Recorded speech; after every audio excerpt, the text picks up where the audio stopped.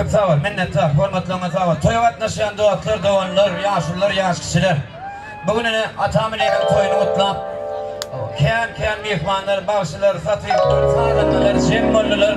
Bugün toyun yağmur başlanacak. Atam canım öldü başı yaşamlarızı, oraya yerim çıkımı. Gürleşmeyenler, sözleşmeyenler, eyyem tuğuleme yetişiptir. Baltın olsun Ceyircan. Öz adından, kallektiğin adından, Hocuşanın adından, Karaz hemmenin adından kutluyum. Ben bu koşuluğa onu hormatımız var, onu aytmak istedim.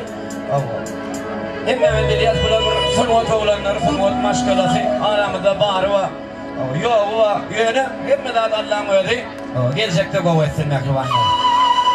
Mağtumul atamız diye, sülük dey barmaktan, değiştin, bir vakit benler yaştın. Adamı da yan yollaştın, kadın güller şün, kıştan ayırma deyip setirleri var. Elvan zatlardan sizi Allah'ım ayırmasın, atacağın evim baktım olsun. Koy bulaydım hocam, İlkinci aydım, arım edip, dilek edip, deyik Allah'a canlar ayırma diyen aydım aydalı. Sen onunla gittiğimizden yine gedekleşip, gülüşüp, kantı bile devam ederiz. Kutlu olsun ekranlar.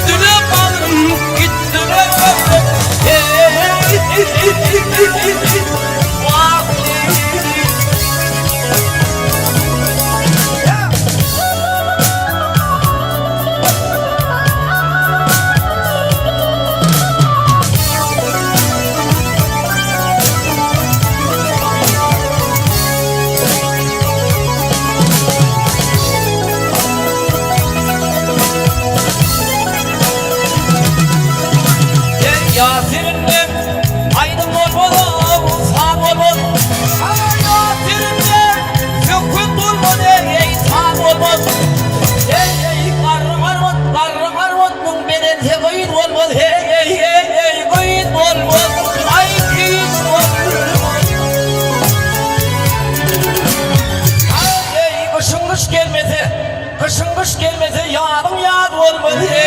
Ay kadar güller düşün kıştan ayırma.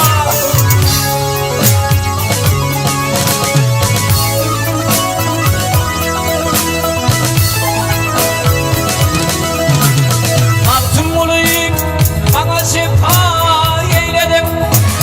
Altın olayım bana şefa eyledim. İlimden ayırıp gida eyledim.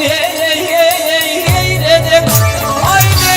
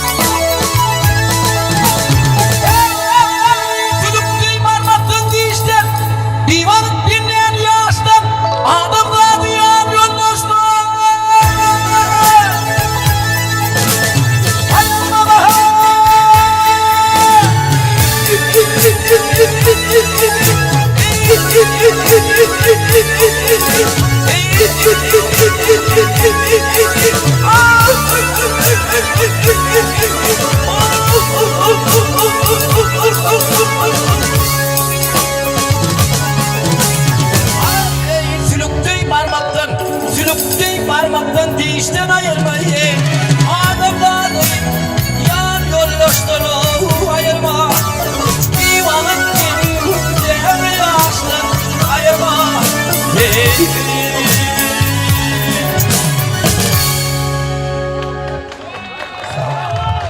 Çok sağ ol. Elvan atlardan Allah'ım ayırmasın mehmanını. Elbette soyumunun devamı.